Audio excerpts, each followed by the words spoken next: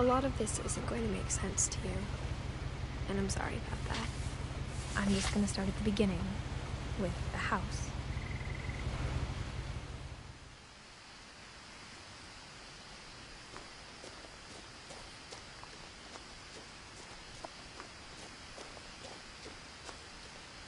I lived here until I was 11, but I wasn't allowed inside half the rooms.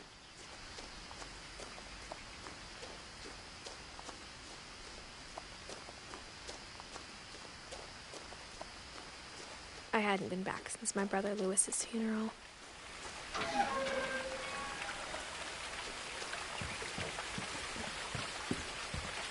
In her will, my mother left me a key, but didn't tell me what it unlocked.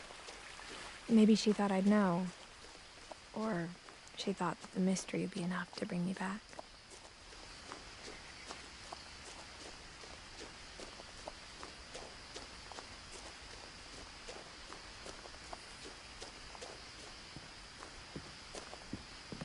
No one had driven this way in a long time, but I saw a few hoof prints.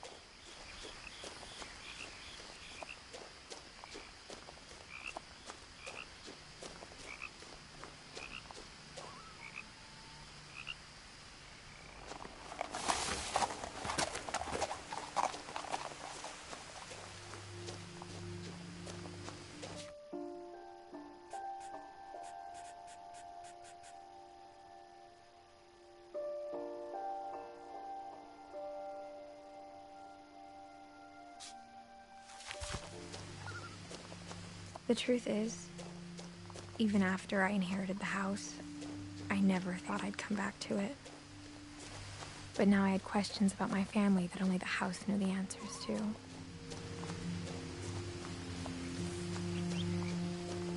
The house was exactly like I remembered it, the way I'd been dreaming about it.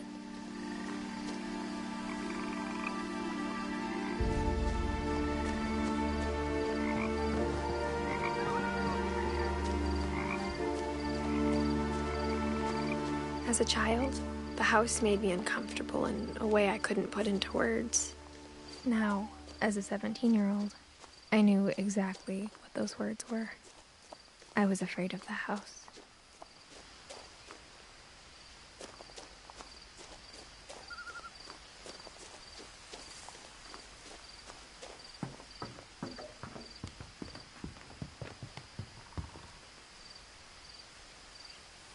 I hoped the key might unlock the front door. It didn't.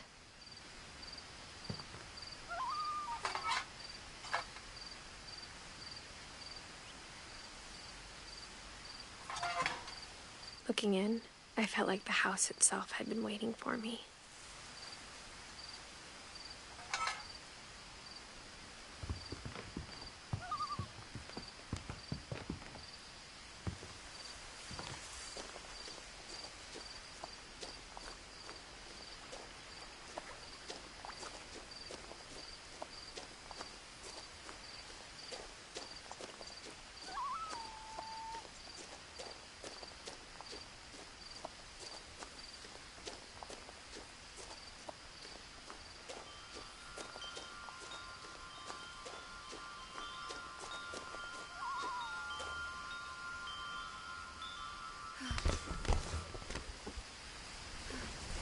Crawling through the doggy door used to be a lot easier when I was 11.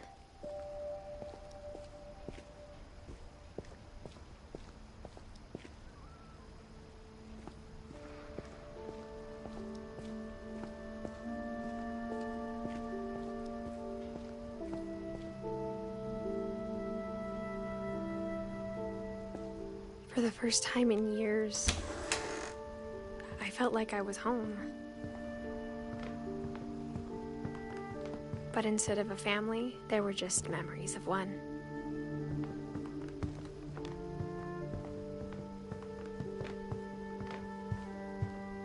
The table was still a wreck from the night we left.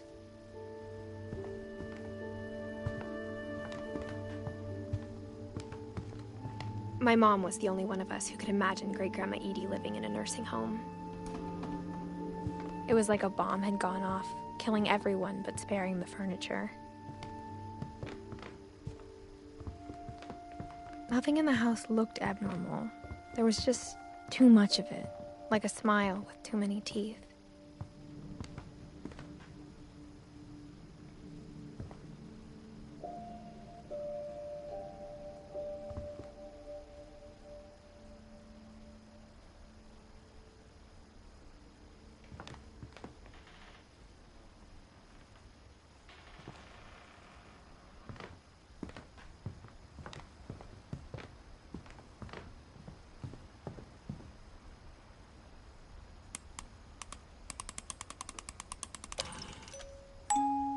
Great-Grandpa Sven built a music box for Barbara, along with the rest of the house.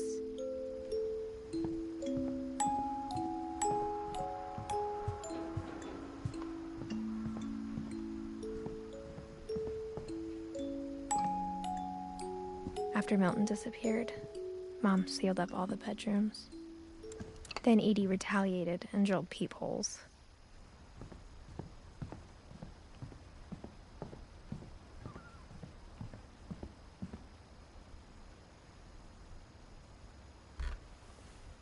My Grandpa Sam spent 7 years sharing a room with his dead brother, Calvin.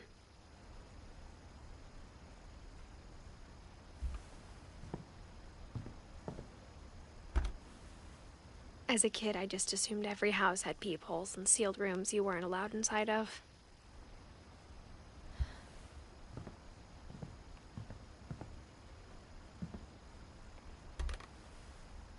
The last time I was in Edith Sr.'s room, I was 10 and she was painting my portrait.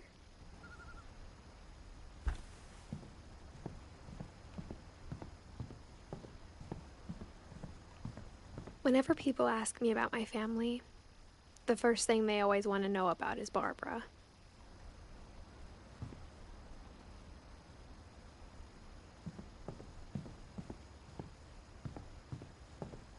Edie's father, Odin, built the original house.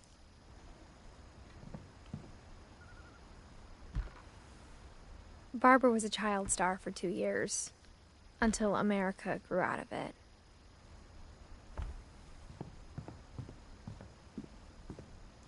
Mom must have locked the third-floor stairs on the night we left.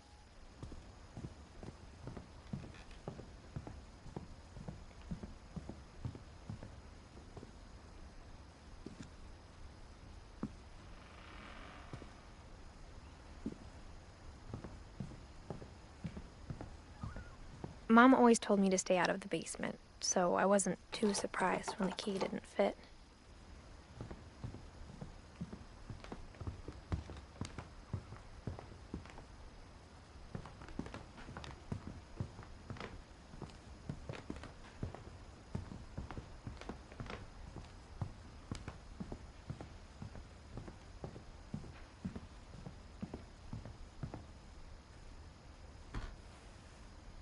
Edie told me once that every Finch who ever lived is buried somewhere in the library.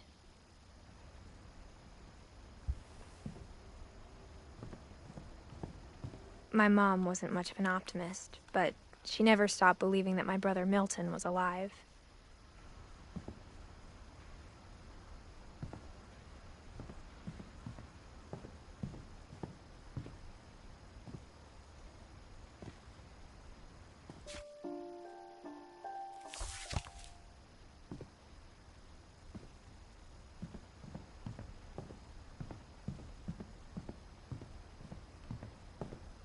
I spent a lot of time playing in Great Uncle Walter's room. I think my mom sometimes regretted not sealing it up. Lewis told me there were secret passages, but I never believed him.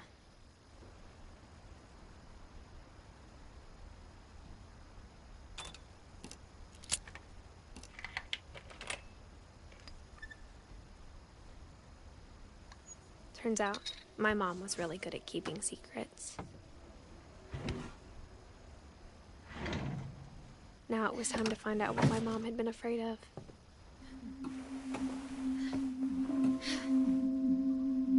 From the paintings on the wall, it was clear my brother Milton had been here before me. Reading this, maybe it sounds like I had a plan, but I had no idea what was behind that door.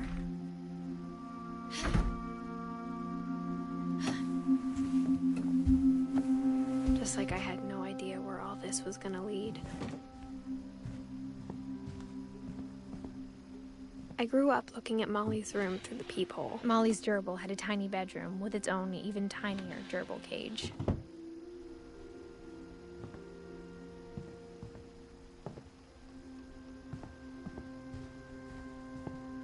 I got the sense Edie had spent a lot of time here before my mom sealed the doors. December 13th, 1947. Dear Diary, I'll be gone soon, but I wanted to tell somebody about what's gonna happen. It started when Mom sent me to bed without dinner. I woke up and I was starving, so I looked around for something to eat. The gerbil food was dry, but I didn't mind it.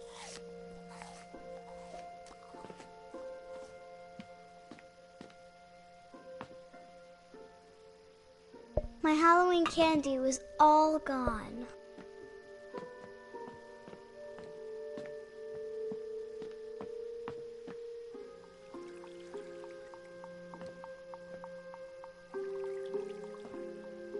I thought about eating Christopher, but I held back.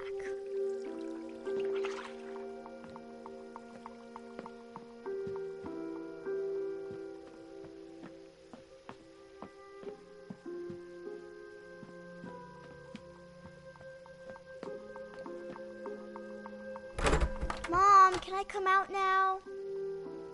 Sweetheart, it's late. Go to sleep.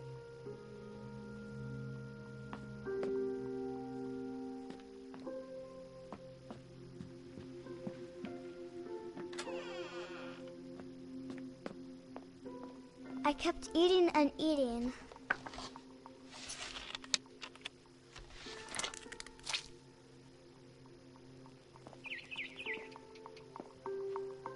I ate a lot of things that night.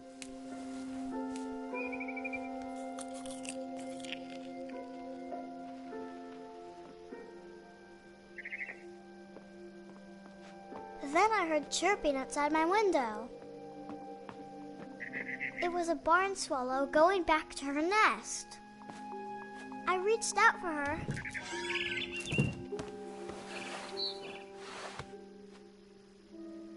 And suddenly, I was a cat.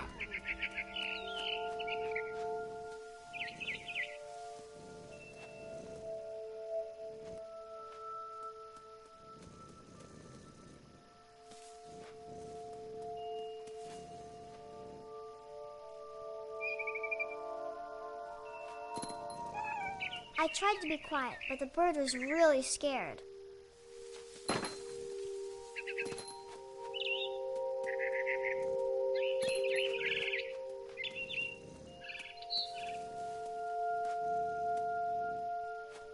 Mom and Dad didn't even look at me.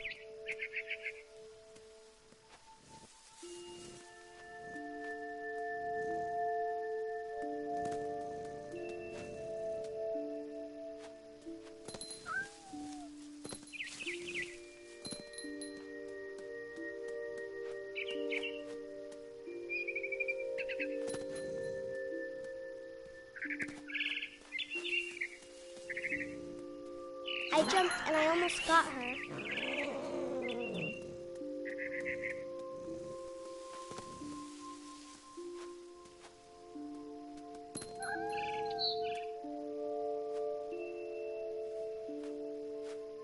I could tell she was getting really tired.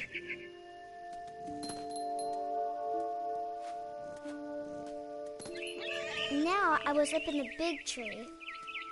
I promised Dad I wouldn't climb it anymore. All I cared about was eating that mama bird.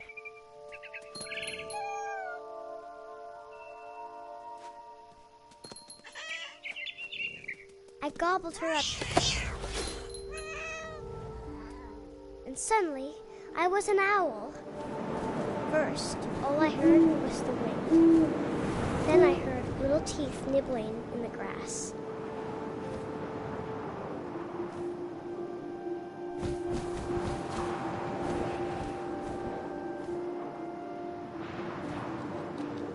Rabbits.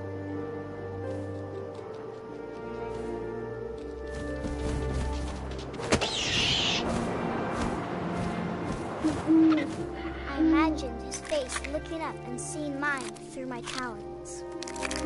I swallowed him up, and I didn't chew one bit. Then I flew off to find something bigger.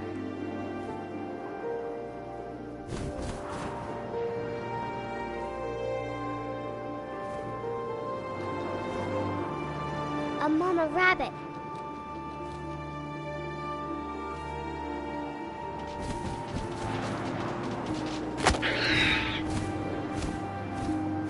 She was almost too big to carry. I started choking, but I couldn't stop eating. And suddenly, I was a shark.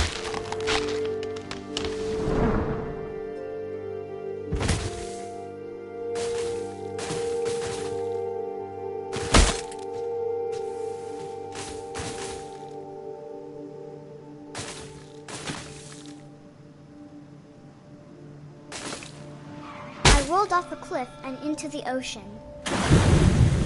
Now, I was hungrier than ever.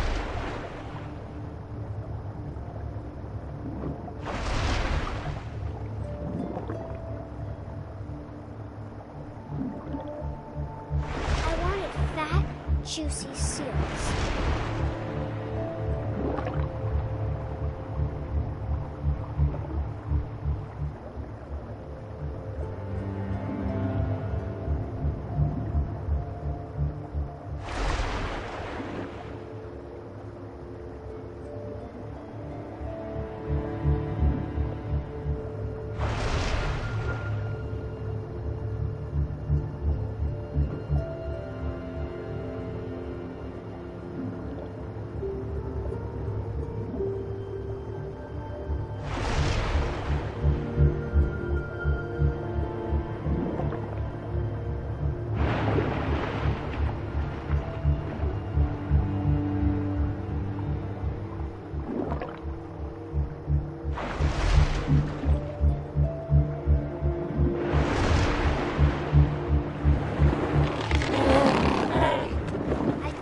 Her flipper, and it tasted really good.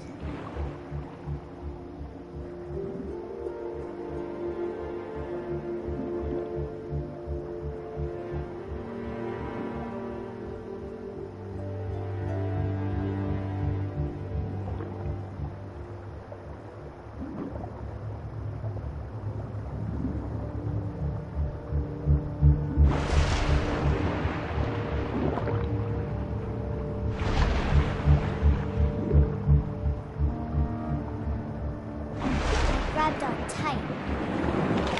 But I was so hungry, I jumped out of the water. When I opened my eyes, everything had changed.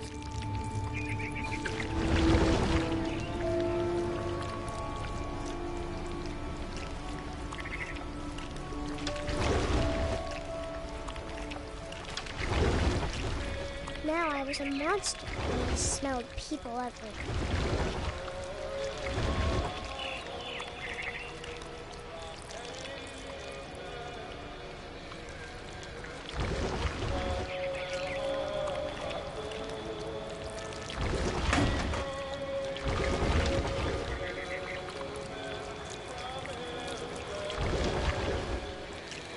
I was big, but I moved real quiet.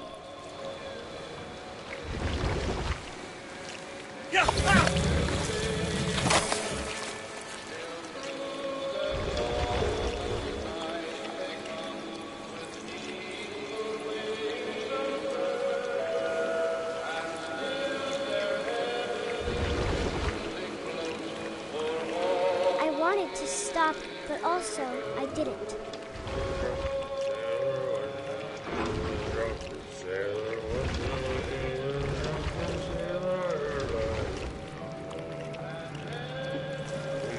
Belly was rusty, his belly was rusty, his belly was rusty.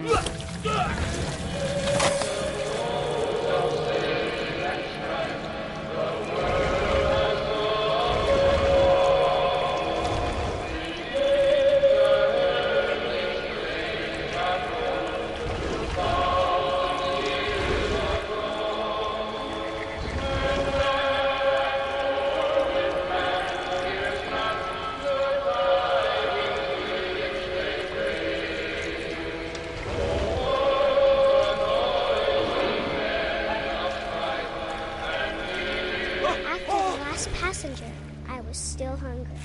And to cross the water, I smelled something new. Something I had to have, so I swam towards it.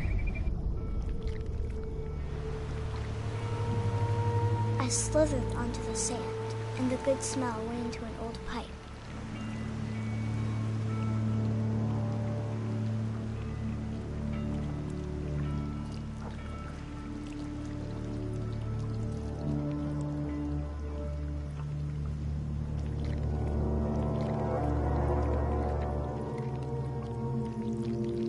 I got closer and closer.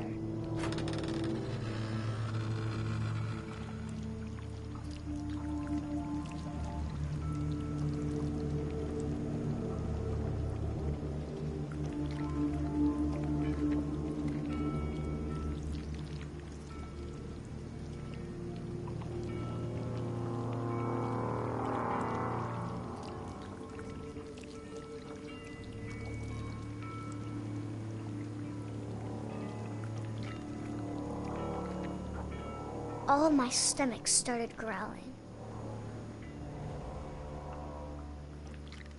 And suddenly, I was me again. I held my breath for a long time, but I couldn't hear anything. I think it's waiting for me to fall asleep.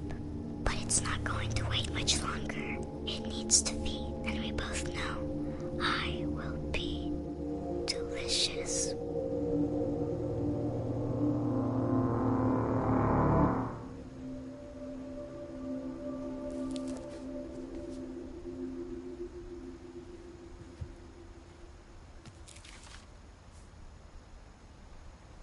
I'm not sure if I believed all of that, but I'm sure Edie would have.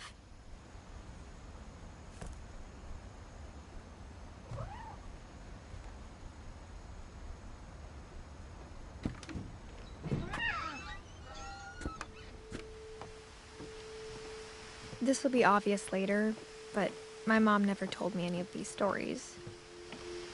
Edie would have, but Mom didn't like bringing up the past. Though, when we adopted a stray kitten, she was the one who named it Molly. I spent a lot of time in Great-Grandma Edie's room. We got along, and it was a good place to hide from my mom.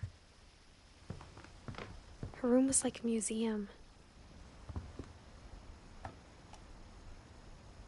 For 500 years, the Finches have been famous throughout Norway for their fortune and misfortune. Odin Finch buries the latest victims of the family curse, his wife Ingeborg and their newborn son, Johan.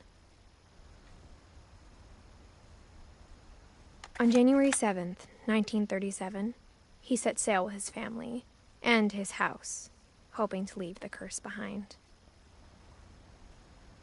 But 40-foot waves off the coast of Washington send the house and Odin to the bottom of the sea. Odin's daughter Edie, with husband Sven and baby Molly, step ashore on their new home, Orcas Island. Odin Finch is the first to be buried in the new family cemetery. His daughter Edie is already dreaming of a new Finch house.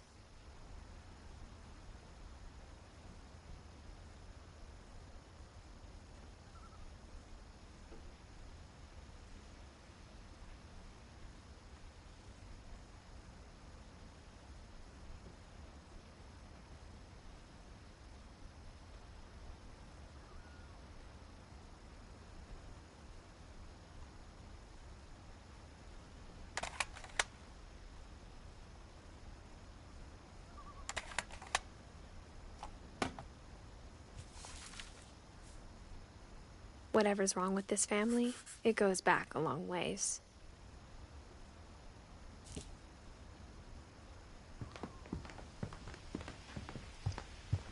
When Edie told people Sven was killed by a dragon, she could also have said he was building a dragon-shaped slide that collapsed. She could have, but she didn't. Even in her 90s, sometimes Edie seemed a lot younger than my mother.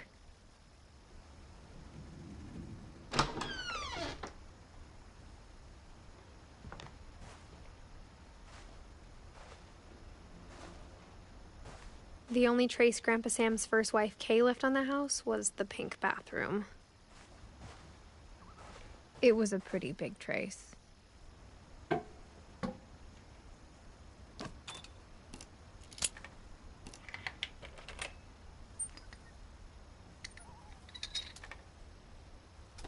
There's a secret in this bathroom.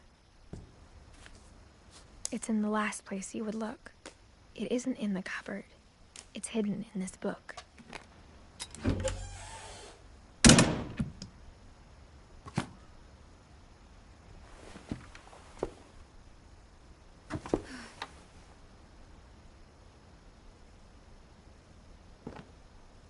Sven gave Sam an old camera he'd refurbished. He never put it down.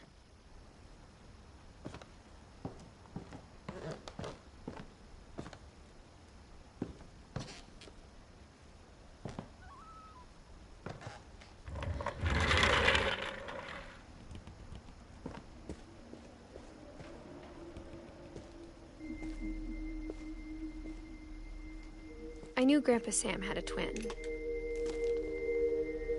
and that he never talked about him.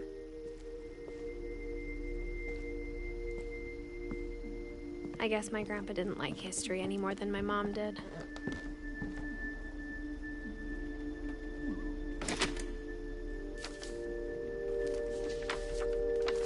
How I Want to Remember My Brother by Sam Finch. The thing I remember is that when he made up his mind, that was it.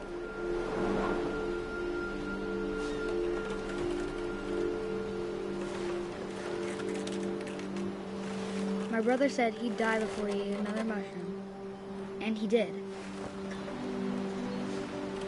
At Barbara's funeral, we swore he'd never be afraid again, and he wasn't. I think Calvin always wanted to fly. Sam! Calvin! Dinner's ready! Coming! But that day, he finally made up his mind to do it.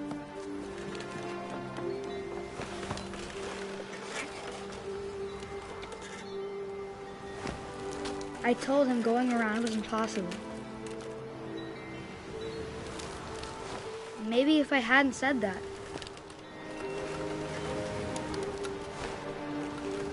Calvin! I'm not gonna tell you again! Maybe if the wind hadn't picked up. Then maybe he'd still be here. But I doubt it. I think he'd already made up his mind.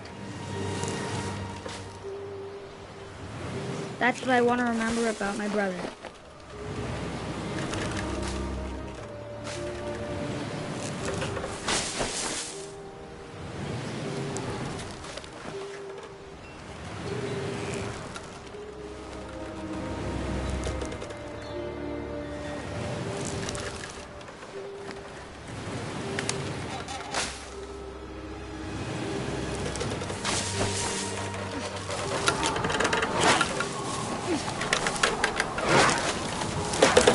The day he made up his mind to fly. And he did.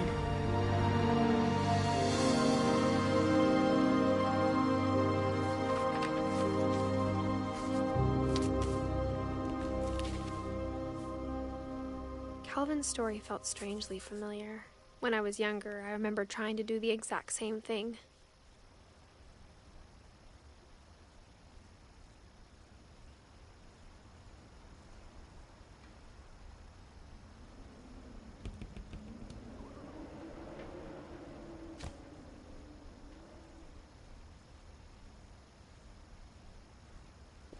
After the funeral, Edie roped off Calvin's half of the room.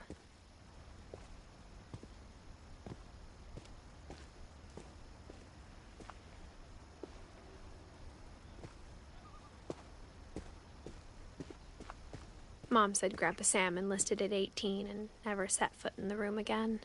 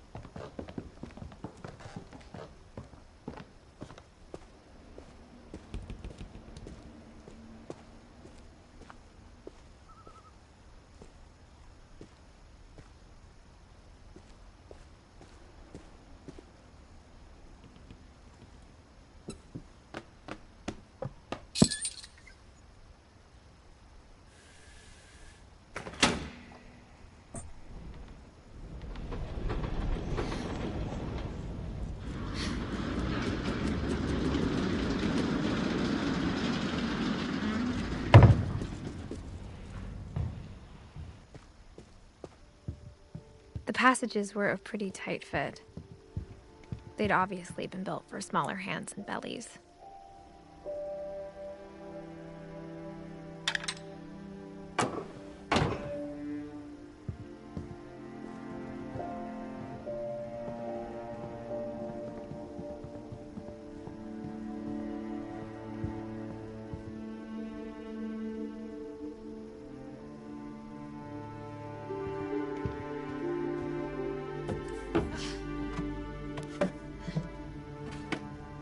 Growing up, I always thought of Barbara as a child star.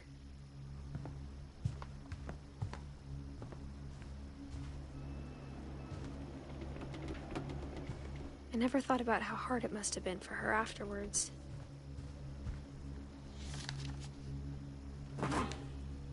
Of all the stories people wrote about Barbara's death, I'm surprised Edie saved this one.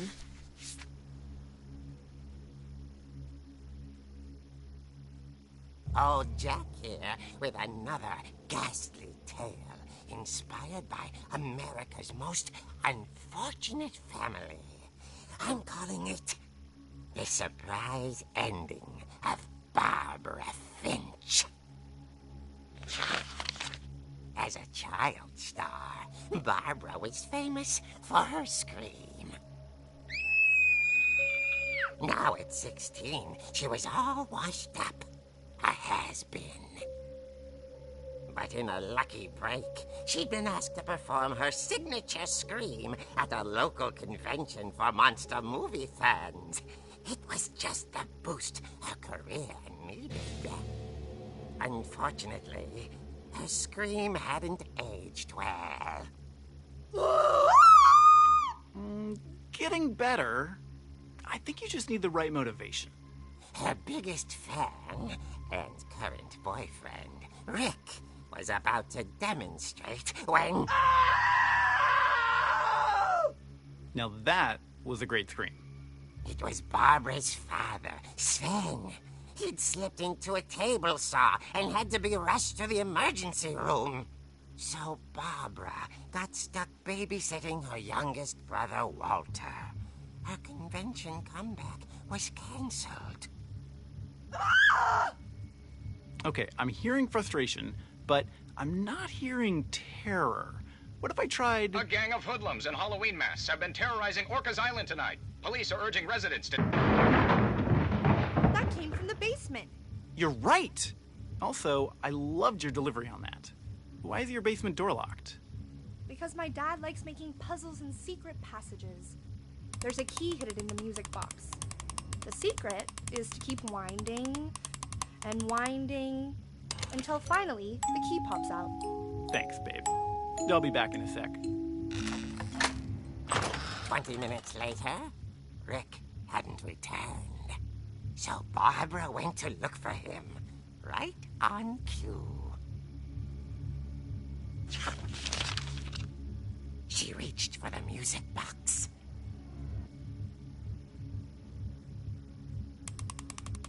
And as she wound the key, she listened for Rick, but the house was silent.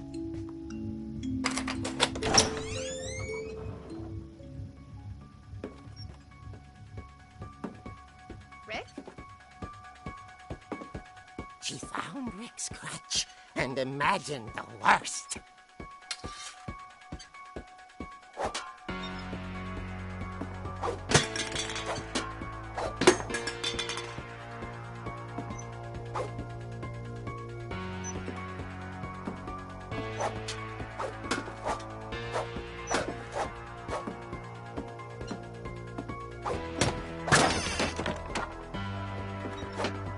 The gang's leader is the infamous Hookman killer, Dr. Carl Hamill, who impaled and then ate his family 10 years ago tonight.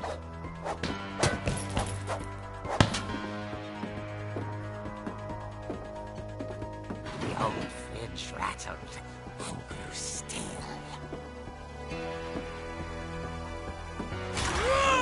Oh dear!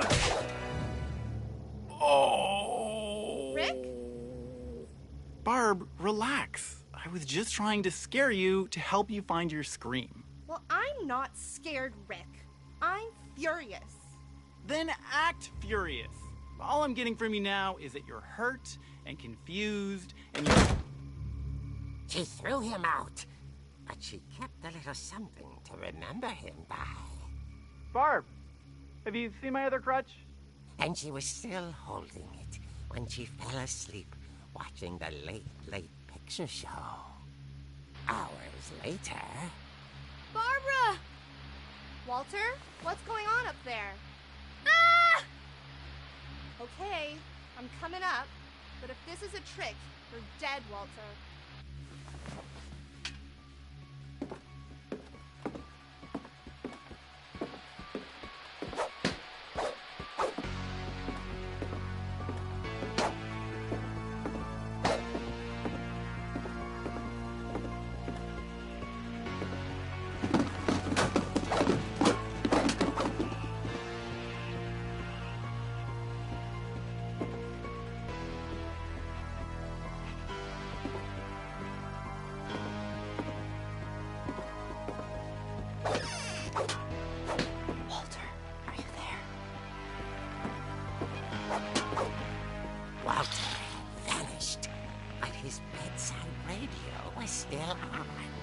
Orcas Island police describe the man as 6 feet tall, with a steel hook for a hand.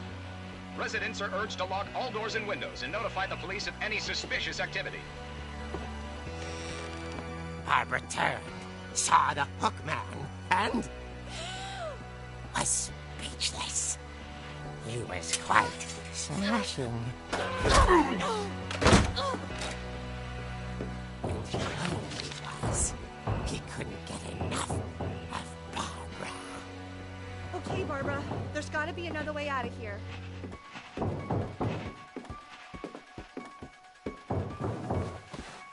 That night, she played her part beautifully.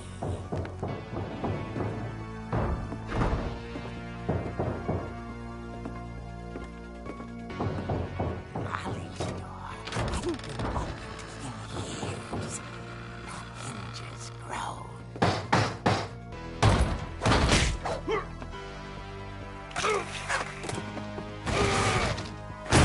He wasn't moving, but she sensed the story might not be over yet.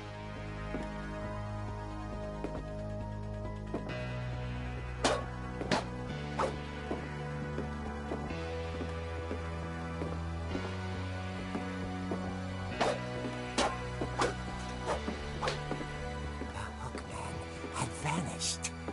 She listened for his breathing, but all she heard was...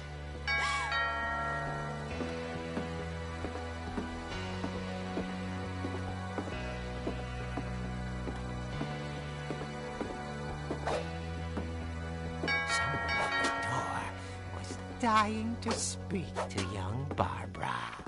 At the door, she heard whispering. It was coming from inside the house.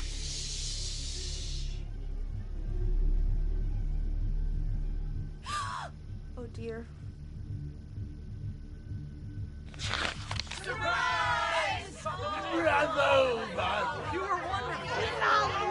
The monsters had come to surprise her. For Barbara, it was a dream come true. Then she saw what kind of monsters they were, and she realized what was about to happen.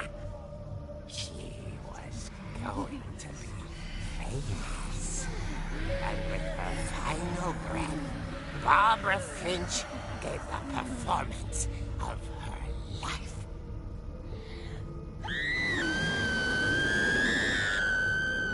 I wasn't there myself, but I hear Barbara was magnificent. Poor girl. She had a taste for stardom. But unfortunately, so did her fans.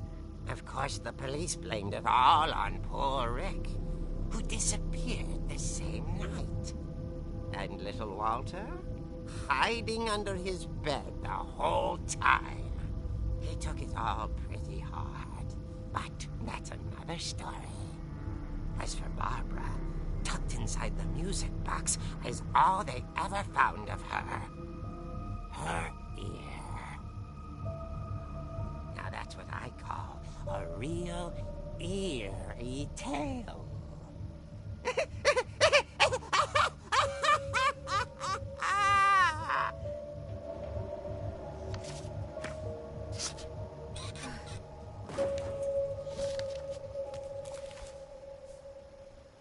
Edie told me all Barbara wanted was to be remembered, as absurd as that comic was. Maybe what Edie saw was a happy ending.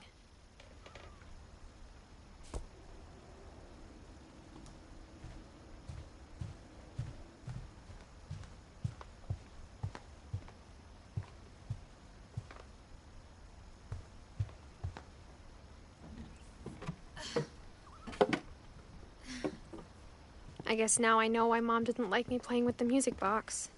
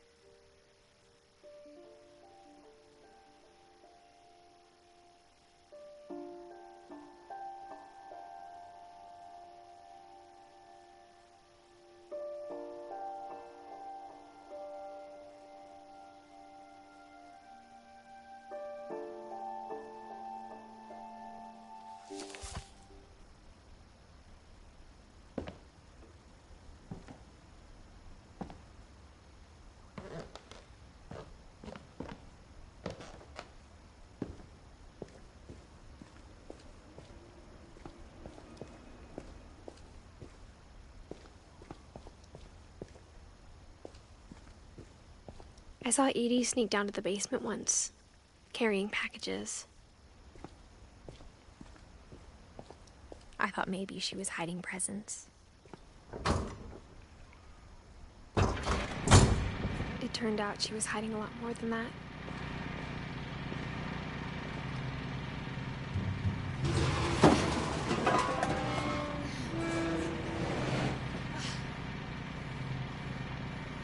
I remember asking Mom once about where Walter had gone. She said after Barbara died, he got as far away as he could. If there's a pattern in all these stories, I think it's that none of us has gotten very far.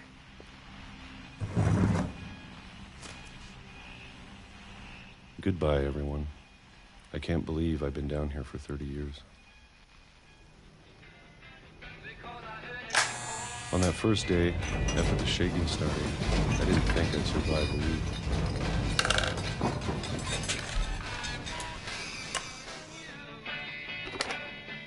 But after a few days, I settled into a routine. That's what kept me sane. Having a schedule, living for today.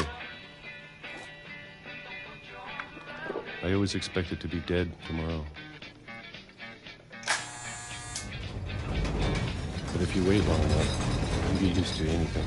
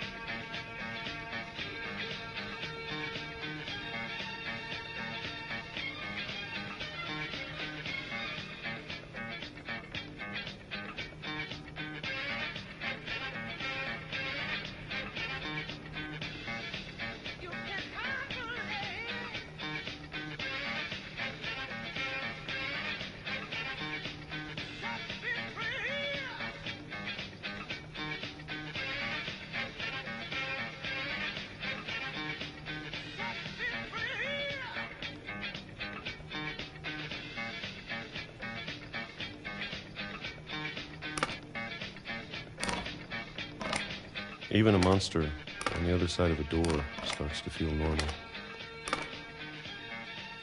Almost friendly.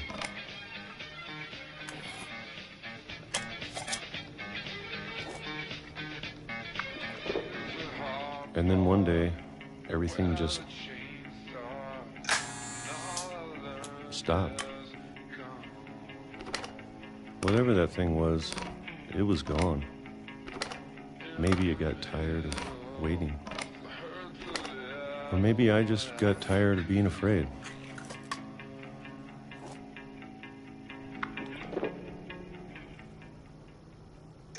It's been a week now, the longest in 30 years. I'm done waiting. I have to leave while I still can.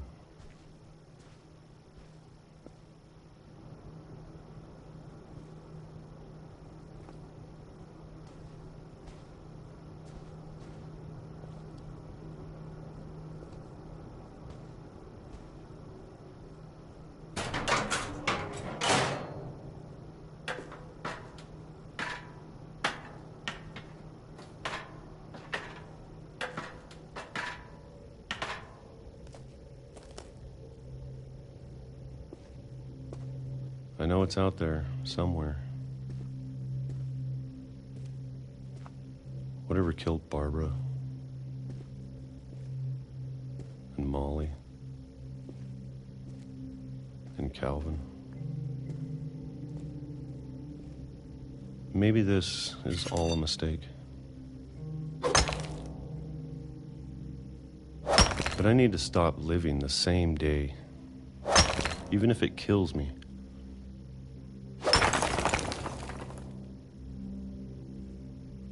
Whatever's out there, I want you to know I'm ready for it. I'm going to appreciate all of it, especially the food.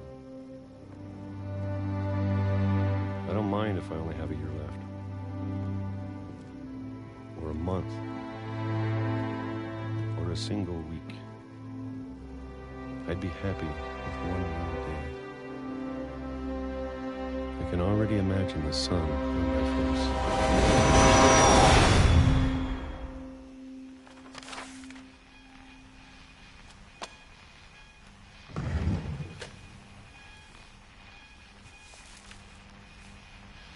Walter died when I was 6. I can't believe my mom never told me he was down here. I'm sure my mom was trying to protect me.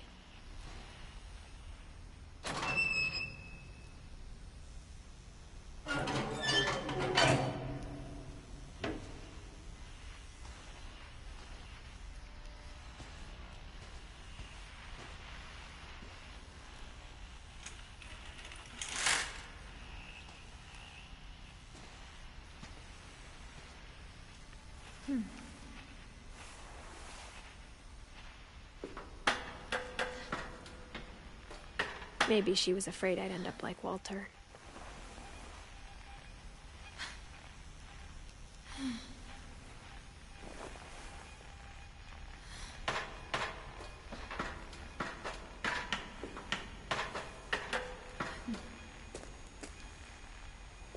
But if she never told me about an uncle under the house, I can only imagine what else she was hiding. I don't want to make the same mistakes she made.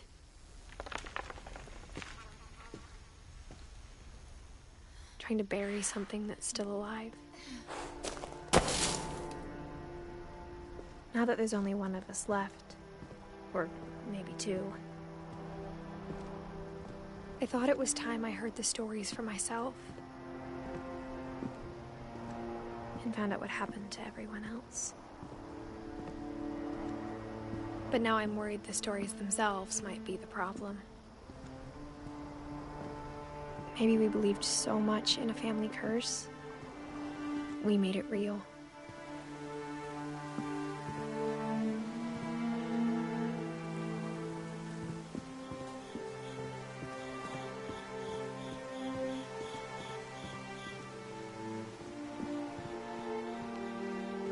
I don't know if I should even be writing this.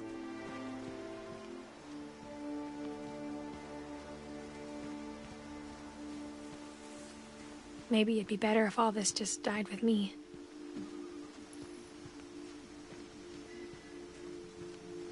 But I thought you should know about your family.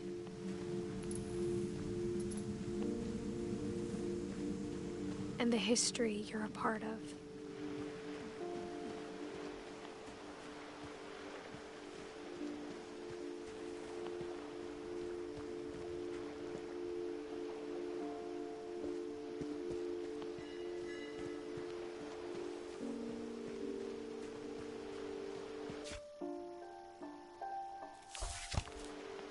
Though to be honest, I feel as lost as you probably do right now.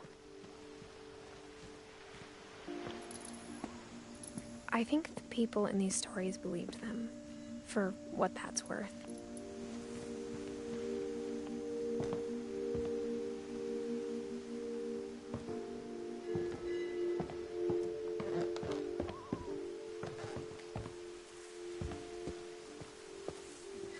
And when you look at the house, that history of imagination and stubbornness and madness, any of it seems possible.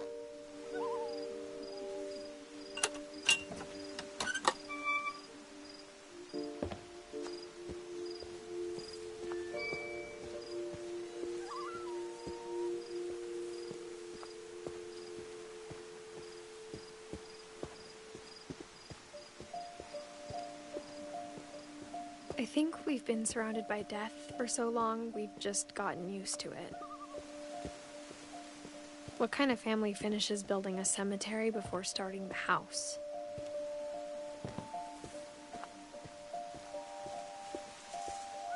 It's embarrassing for me to admit this, but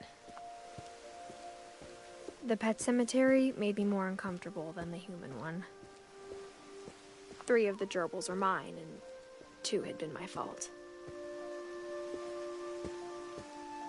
Sven built the house, but it was Edie who designed the cemetery.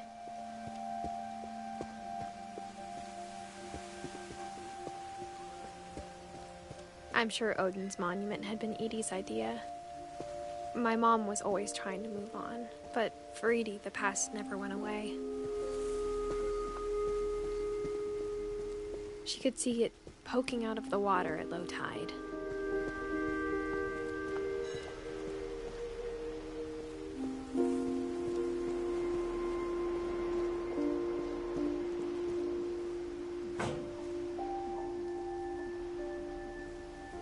Edie said she dreamed about the old house every night.